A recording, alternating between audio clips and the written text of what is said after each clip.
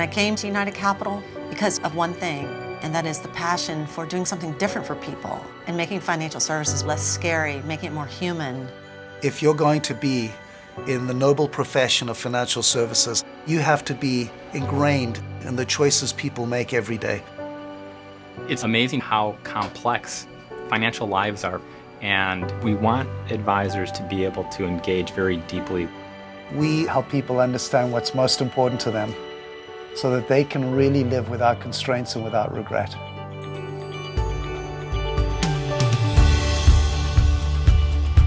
"10 years ago, when we started this company, the entire industry really viewed human beings like walking wallets. We just asked this very simple question: what if they're wrong? What a great opportunity to kind of come in on the ground floor, really try and think differently about how advisors engage with clients. We were going to have to find a completely different way of working. Your technology, your systems, and so on need to be able to talk to one another, to support the different paths that you may need to take in order to evolve and be successful going forward. What we hope technology does is allow us to have more time to connect with people on a real level, to talk about what really matters to people. And Salesforce is embedded in that at its core. What we found is our industry is incredibly boring. It's lots of paper, lots of numbers, and we thought, what would happen if nobody had a pen and a paper? How would you deliver on the experience? One of the key parts of that is our honest conversations exercise, and that process really gets into some deep discussions with clients about their values and priorities. And we took that process and we moved it online using Salesforce. Our advisors can look in Salesforce and they can see every decision clients make captured with visual imagery. It's nice that the tools are able to help deepen that relationship that we have.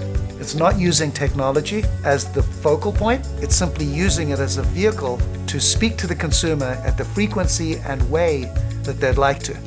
It just let us reach out to more people, and it let us grow and be nimble and fast. Not just grow in size, but grow in capabilities. And we partnered with Salesforce in the last year to provide a pathway for advisors who want to stay competitive in a changing landscape, to robustly and dynamically engage with clients with Salesforce Financial Services Cloud. And using Lightning to be able to really create a much more intuitive and engaging experience for the end user. This business should be more human, enabled by machines. And Salesforce is a connective tissue for us. It's the magic that makes things happen. And the relationship continues to be more important to what we do every day. If you're going to change the world, you have to do it with a group of people who share a similar lens on the world. We want the human side of the business to be even more important than it's ever been. Without Salesforce, there's no way we could do it. I think that at the very center of United Capital is what differentiates us. Empathy is the glue that connects us all together. Without it, we're machines. With it, we're human.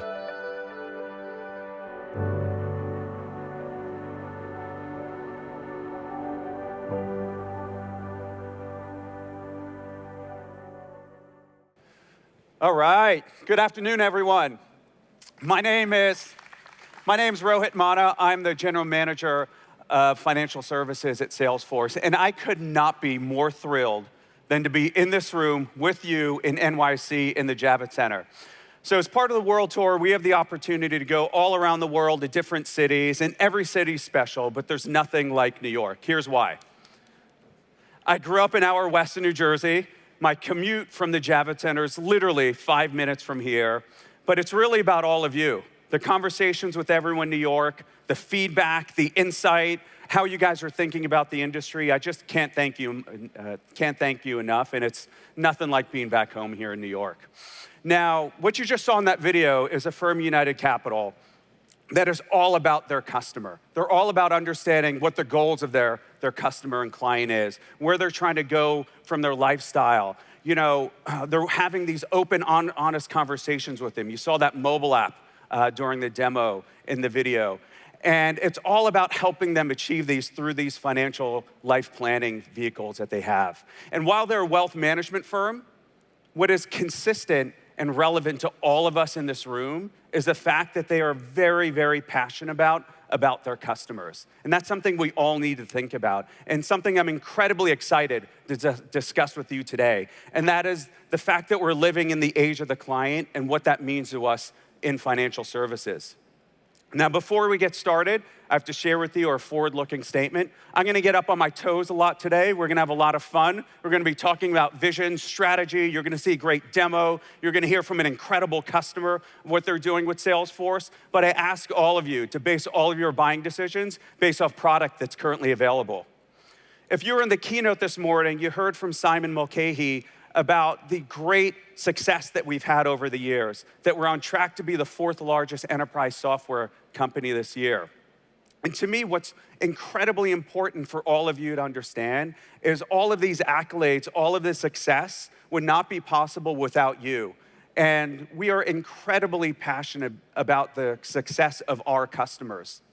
Now, in financial services, we've had something interesting over the years, where over the course of our 17-year history, we've had the opportunity to work with many of you, firms of all different sizes, independent agents to large banks to global insurance carriers, across the gamut from capital markets to asset management to wealth management, really everywhere in financial services.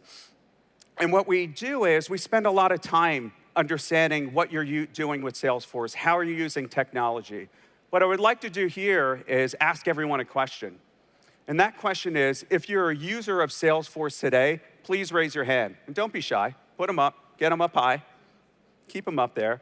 For all of you who do not raise your hand, I encourage you over the course of today to spend time with everyone. Spend time with your peers and understanding what they're doing with Salesforce, how they're getting value, what impact the tool's having for them. And that's something actually my team has the opportunity to spend a lot of time doing. And that is speaking with you, speaking with our customers, understanding how they're using technology, how they're using Salesforce to address this age of the client that we're living in. And a common trend that we're seeing right now is everyone is thinking about how do we provide a better connected experience internally with their own employees across lines of business, externally with your customers. How do we really embrace this digital paradigm that our customers are living in? But also, how do we connect with our partners and third-party intermediaries externally? And how do we really drive this connectivity? Let's walk through a few examples that we're seeing right now. Let's take banking, for example. Everyone in banking is working on getting a complete picture, a complete view of the customer across all lines of business. And a lot of firms are using Salesforce to drive their enterprise lead management and referral management strategy. And they're seeing incredible success doing that. And it's not just in banking. We're seeing common or similar trends also on the insurance side. In insurance, it's all about the policyholder. You speak to any carrier right now, everyone is laser focused on that policyholder. So they're using Salesforce to drive their policyholder retention strategy. Now, from our vantage point, when we're speaking with customers, we're not only learning what they're doing with the technology, what impact Salesforce is having, we're also learning what challenges that they're seeing in industry right now. What are the headwinds that they're concerned with? And something that we're seeing collectively across the gamut in FinServe is the fact that everyone is faced with a loyalty crisis with their customers right now. And again, it doesn't matter if it's on the insurance side, the banking side, an independent agent, a large carrier, everyone is concerned with this loyalty crisis. Let's take wealth management, for example. What the data is telling us is that 50% of the time there's an attrition when a transfer of wealth or inheritance happens. Just take a second to think about that. So when a child or someone else in a household inherits money, 50% of the time they leave the institution, they leave their financial advisor and go somewhere else. That is a loyalty crisis in that subvertical. It's really interesting what's happening in banking. This stat still staggers me every time I look at it. And that is 72% of customers in banking would rather work with a technology vendor like a Google or Apple instead of working with their existing bank, their existing provider. It's also insurance, where over 70% of policyholders, feel as if their agent, their broker, is just not understanding them, isn't having the right engagement model with them. So you see, these are just 3 examples, but it's pervasive across financial services. Everyone's dealing with this loyalty crisis. But here's what's happening. This crisis is creating incredible disruption across the market, disruption that we've never seen in financial services. And it's coming from every angle. It's coming from the startup firms, the fintech vendors. You know, we've seen the infusion of capital over the past 6 years from the VCs to the fintechs. But it's not just these guys, it's also non-traditional competitors that are looking at financial services and they're saying, you know what? There's an incredible opportunity for us here to reinvent the customer experience. And they're not only talking about it, they're doing it. You know, a great place to see where this is happening? Do a little bit of research of what's happening in the market in China right now. You'll read about Alibaba. So we probably all know Alibaba from their e-commerce side that they're reinvented over the years, what happens in retailing. They saw an opportunity on the payment side, on the financial services side, to create a better experience there of how one of their customers interacts with them. They launched something called Alipay years ago, and they're now processing over 80% of all mobile transactions through Alipay. If you want to quantify that, listen to this number. They process nearly $1 trillion a year. To give you some perspective, that's 3 times the volume of what PayPal does in a year. That is unbelievable. And they just fell into financial services. They're an e-commerce company. Let's talk about the fintechs. Number 26, company that I'm just fascinated with right now. They're a customer of ours, they're based in Germany, and they asked a very similar question, and that was, you know, there's gotta be a better way to provide banking capabilities and services to customers, and they're doing it. They're a true fintech, digital-only, mobile-first company that is reinventing how all of us as individuals go after our banking provider. One of my favorite stats they have done is they said, you know, we're gonna start where there's the most friction in banking, and that is with the account opening process. So I don't know if anyone's opened up a bank in the past few years, but it's fairly difficult. I did it maybe 2 months ago with my wife. We opened up a joint account. It took us multiple hours. I'm sure many of you have had experience where it's multiple days based on the type of account you're opening up. It's probably not the type of experience you'd like to have with your provider. Number 26 has taken that experience down to a fraction of the amount of time. They actually brought it down to 8 minutes, where it's all about digital. It's very, very easy to open up an account with them, and they're not stopping there. They're actually taking those capabilities and bringing it out to a much larger partner ecosystem. One of those examples is they're working with one of the largest grocery stores in Germany, where you now could go to that shop, do your grocery shopping, and do your banking all under one roof.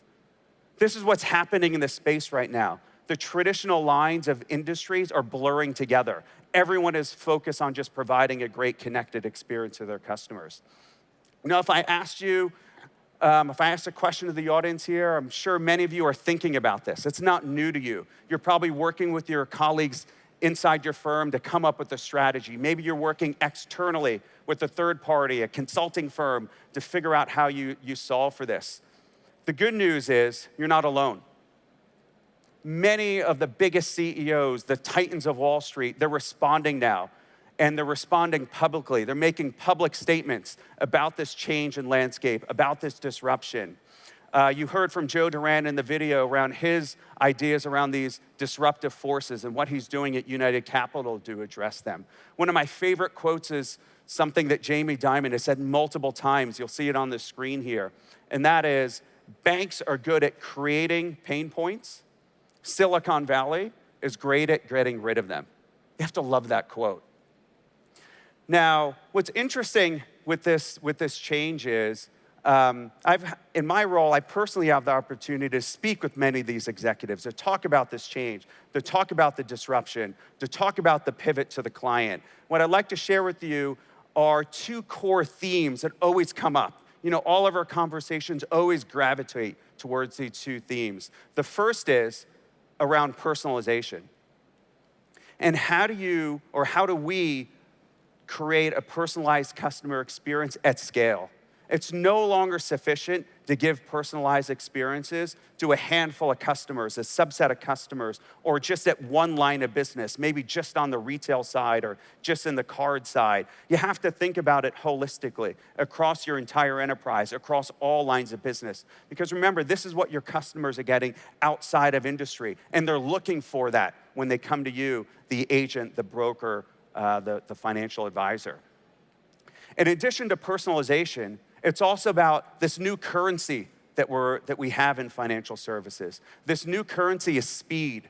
So what we've learned from this disruption over the past few years is everyone wants speed. So how do we create this personalized experience, do it fast, and do it cost effectively? So these are just two core themes, two topics, that I'm personally discussing when we're having these types of conversations with executives. But here's the thing. These questions are creating incredible opportunity. And what I'd like to do is share with you 3 areas of where I'm seeing incredible opportunity. And if you'd raised your hand earlier that you are a Salesforce customer, or if you did not raise your hand, these 3 areas are relevant for all of us. And again, I encourage every one of you that's in this room today to take the time after the session to maximize being at the Javits Center with thousands of customers and many Salesforce people to talk about these topics, to talk about these areas of opportunity. So what's the first one? It's productivity. Productivity of your internal employees, your banker on the banking side, your agent or broker insurance, your financial advisor and their team in the wealth space. The way we start moving towards this personalized experience is driving incredible productivity with your internal employees. And you know what? Data's telling us they're craving it. We're over 79% of relationship managers, they want new tools. They know that the way that they're gonna have more personalized conversations and connections with their customer is having automation, of having a technology stack that helps them do this. What's next? What's another area of opportunity? It's about being flexible. Why is flexibility so important? Just talk about regulations. There's more regulations in the past few years in financial services than in the last 100. And you know what? It's not gonna change. They're just gonna keep coming at us. They're gonna be coming from all different areas. Just a few months ago, the Department of Labor issued their fiduciary rule of what they're looking for, and it's gonna be coming out later this year and into next year. On my way to the Javits Center this morning, I pulled out my phone and read the news feed and saw that the SEC is also now publicly saying they're gonna be launching a fiduciary rule in April. But the question is, who's next? Who's gonna be the next SEC? Who's the next DOL? I can guarantee you there's gonna be more and more that's coming to us. And the way you need to embrace this and think about how can I maximize and create opportunity is have a flexible platform, a platform that's agile enough where you could quickly make changes to your workflows. So you can be ready, you can be compliant, and you can allow your internal employees to be as productive as possible so they can continue to drive these personalized experiences with their customers. Why is this important? The third opportunity, and that is the expectation of all of us. At the end of the day, we're all customers of financial services, and we all want a very different experience from our provider. We want this personalization. We want to be treated as if we're the only customer that this agent has. And it's no longer this notion of a segment, something that's just for an affluent segment or just for a Gen X segment. It's really everybody. No matter if you're 17 or 70, everyone's digital now. Everyone's got a phone, everyone's connected, everyone's looking for a very different experience from their financial services provider. So these are just 3 areas that I wanted to share with you where we're just seeing incredible opportunity. As a team and as a company, we've been thinking very, very deeply around these areas. And I wanted to share with you a strategy that we have. And it's a strategy of how we can reimagine financial services and how can we allow you to capitalize on this incredible opportunity that's in front of you. And the way we're doing this is we're taking the core capabilities of Salesforce, our customer success platform, our CRM capabilities, and we're making it industry specific to you. we're making it specific to financial services. The way we're doing this is with the 4-pillar strategy. It starts with research, with speaking with you, listening to you, understanding what you want to see more from Salesforce. We actually have gone out and done our own survey research, where we've surveyed thousands of customers, investors around the world to understand directly from them what type of experience do they want from their provider. Based on these lessons that we've learned and things that we've got educated on, we've determined what it is that we're going to build. How are we going to extend Salesforce and make it specific to industry? You know, what again is the fact that we're going to build. You're actually going to see this in a few minutes. We're going to walk you through a demo of something that we've built. But it's not just about us. It's also about how do we marshal together the leading partners across financial services that share a common vision and collectively build a much larger ecosystem and solve a much bigger problem that's across industry. But you know what? This is iterative. It's continual. We have to keep getting more and more feedback from you. We have to keep listening if the message is right, if you'd like to see something different from our product. And in that spirit of listening, what I'd like to do now is invite up someone that you actually saw in the video when we first started the session. And please join me in welcoming Mike Capelli, the head of platform from United Capital, up on stage here.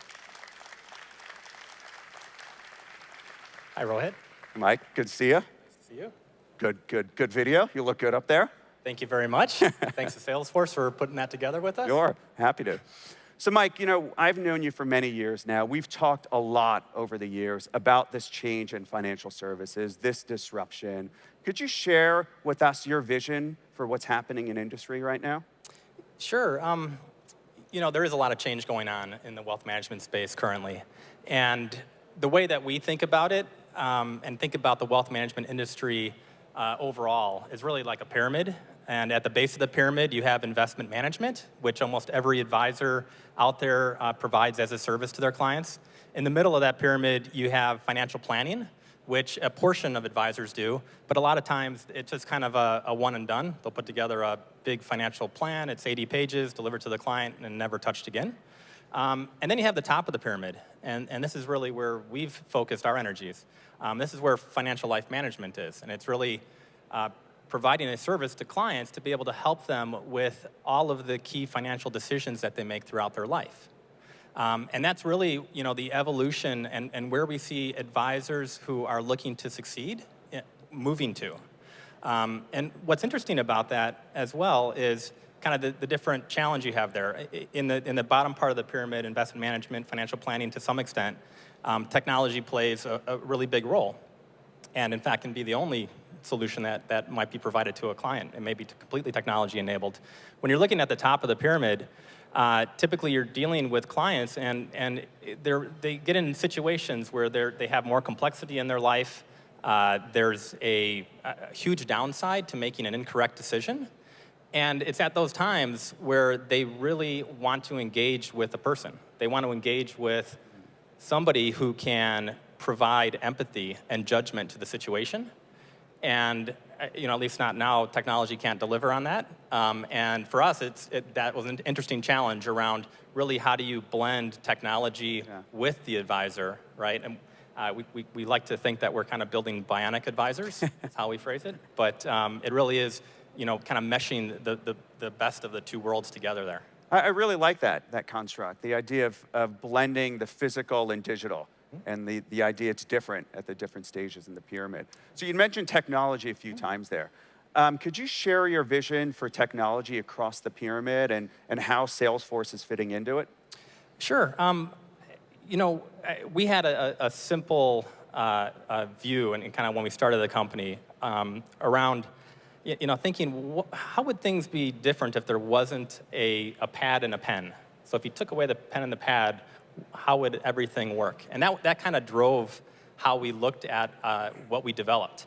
And so we've developed custom applications to be able to support those conversations, those financial life management conversations that advisors have with clients, and really use the power of the openness of Salesforce really to be able to tie together, you know, custom things that we've built, other providers that are part of the Salesforce ecosystem as well, pull that all together within the CRM and provide kind of that singular lens into the client relationship for the advisor. What I've liked as we've talked, that you've really solved for this technology stack for your advisors that are under the United Capital umbrella. But I also believe you've told me that you've actually taken that outside now, where you're white labeling that stack and kind of going to independence. Can you talk a little bit about that? Yeah, that's correct. So yeah, we built this solution, and we use it with our United Capital advisors currently. We have about 16 billion in assets that we have on the platform there. But we found that you look at what's going on in the wealth management industry, and you look at the challenges that advisors have. Whether it's them looking and seeing low-cost investment-oriented solutions come into the marketplace, and if they continue to just deliver an investment management-only solution, they're going to have to compete at a much lower price point. Or they're looking at the technology solutions that are out there and really just trying to figure out how they piece all this together. But we saw an opportunity to really help the marketplace and help them navigate that. And so we've taken the platform and we've started up a new channel called FinLife Partners that they can tap into basically and license what we've created.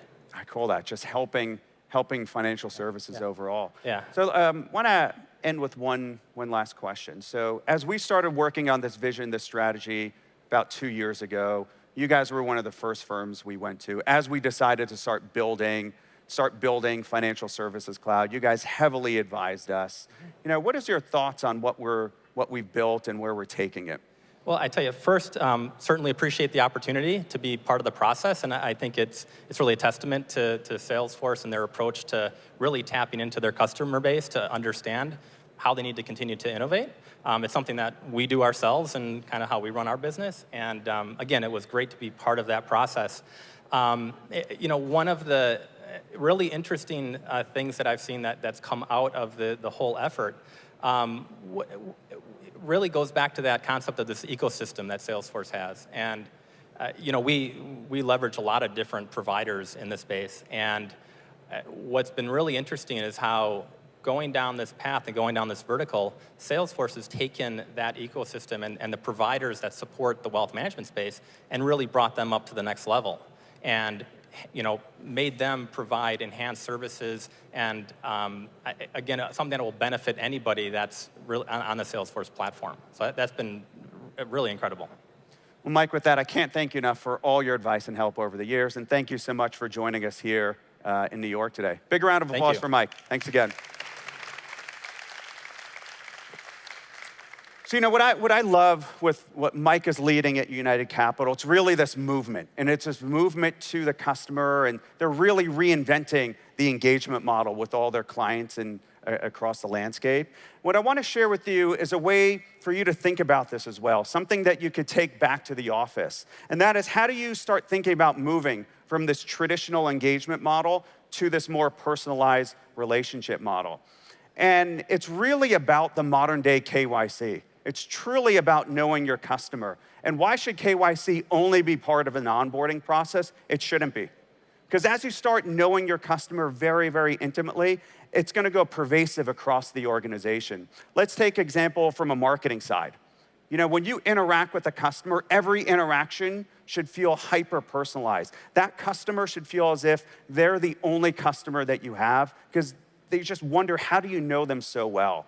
It's also about thinking in advance of the customer, answering questions that they've not even thought about yet. So being as proactive as you can with that customer and no longer waiting for the customer to come to you and then reacting. It's about thinking that a customer is not just a series of transactions and records. It's what Mike was saying. Customers have goals.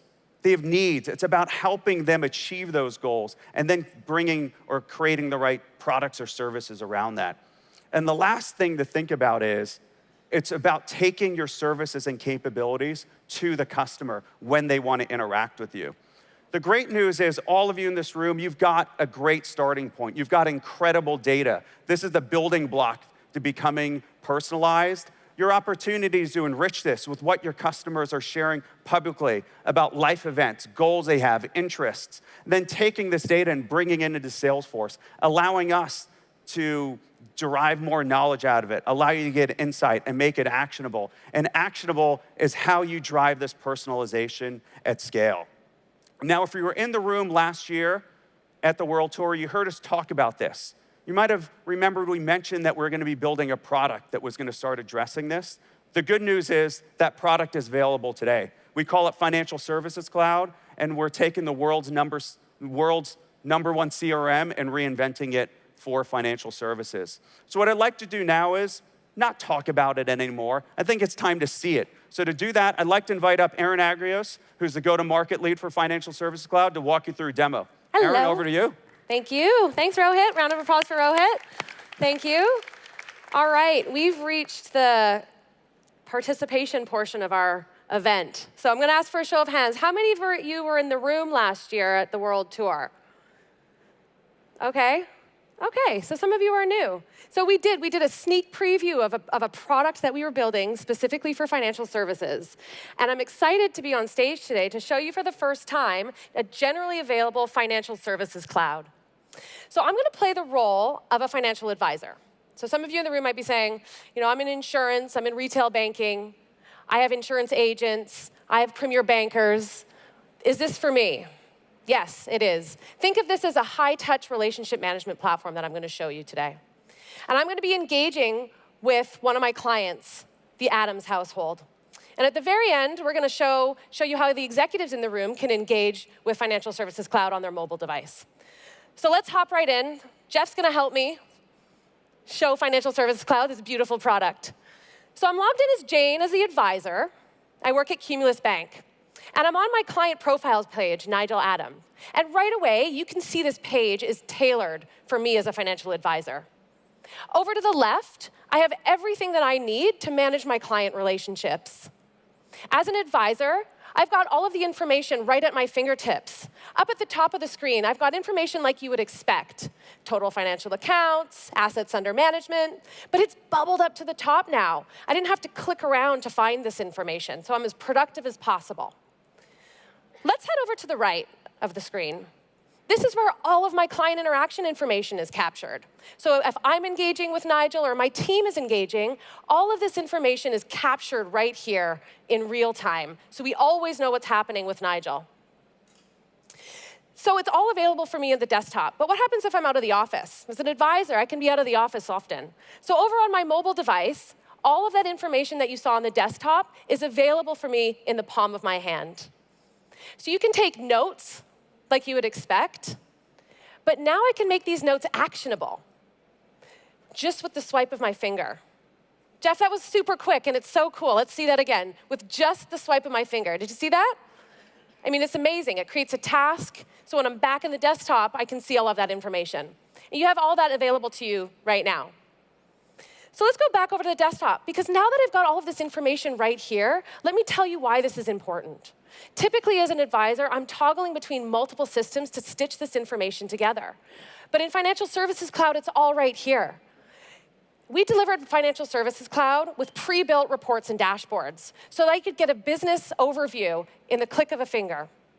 I can see my book of business, I can see my clients, I can see total households, I can even see everything, but now with forensic levels of insight, that detail, so that I can make really good decisions in real time.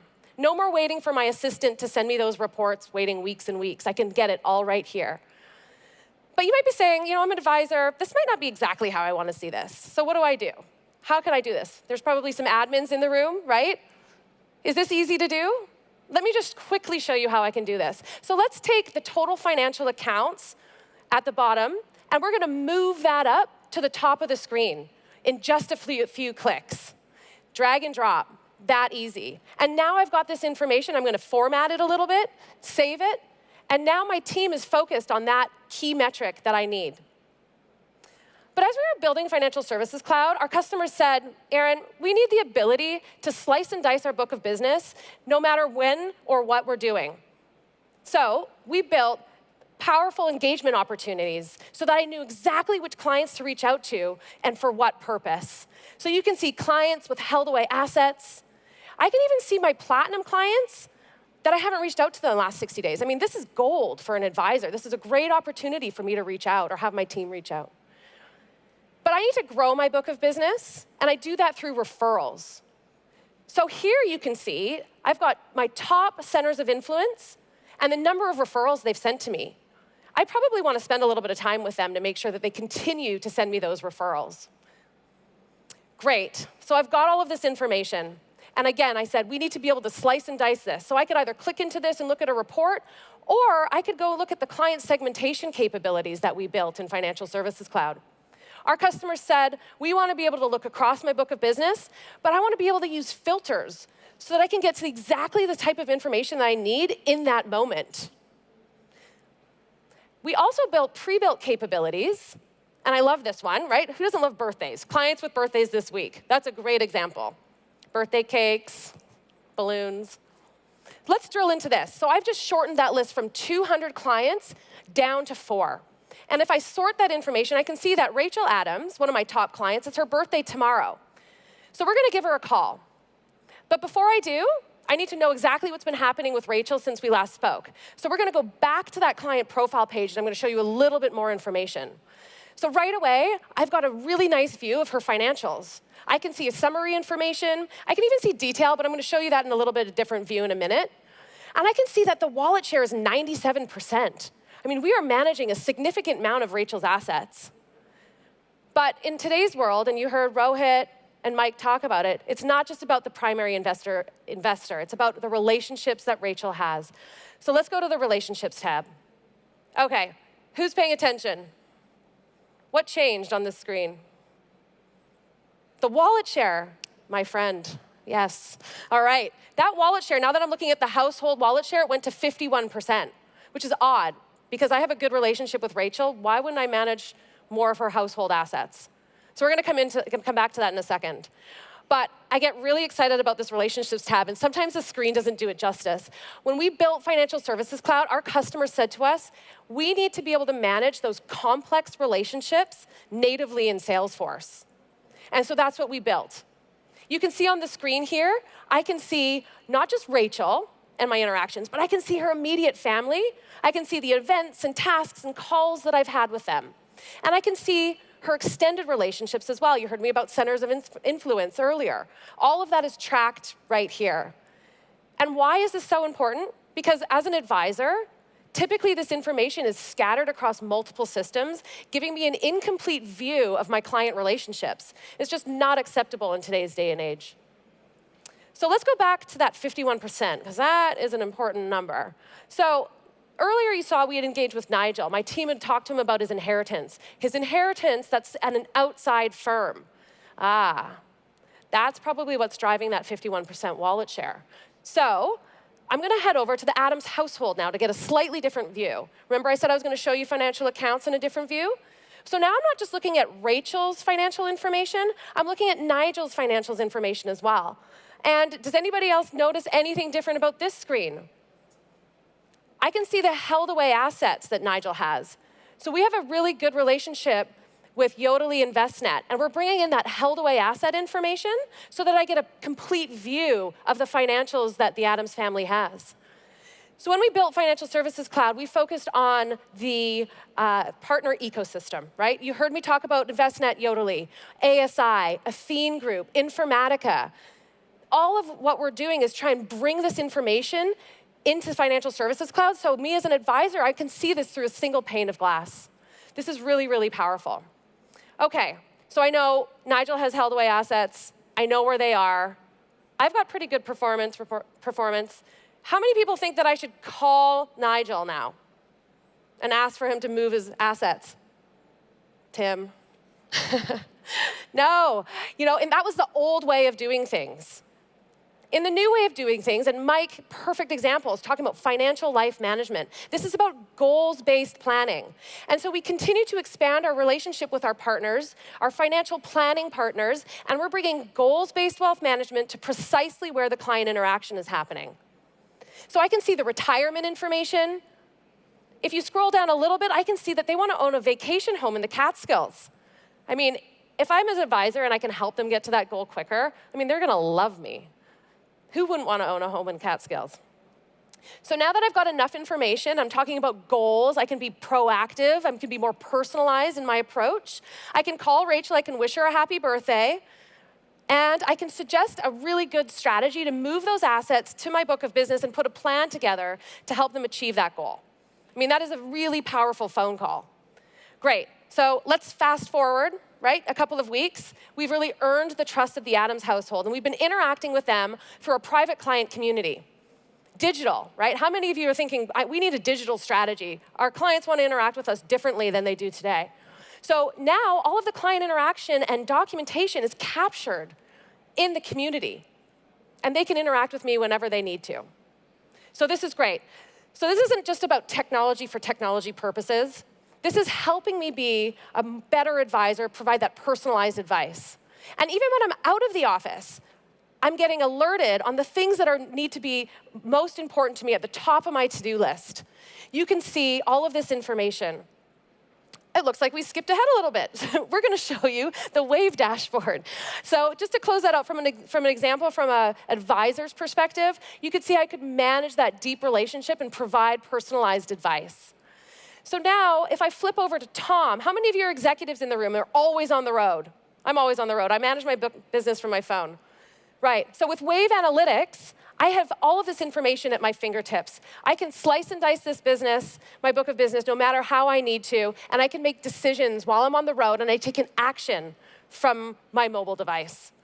So we were going to show you a couple of more things, but we are out of time. If you are interested in seeing more, the expo, which you can hear right behind us, is available, and we can come and show you all of the things that I showed you today. So thank you very much. All right, Aaron, high five. Love that demo. Who doesn't want to see that? So here's my ask of you. Let's keep this conversation going. As Aaron said, we've got a great expo hall right outside the room here. Get hands-on with the product. On the lower level, we have a networking zone. We're going to have little mini sessions. So again, let's keep this conversation going. And a big thank you for all of you for spending the last 40 minutes with us. Thank you again.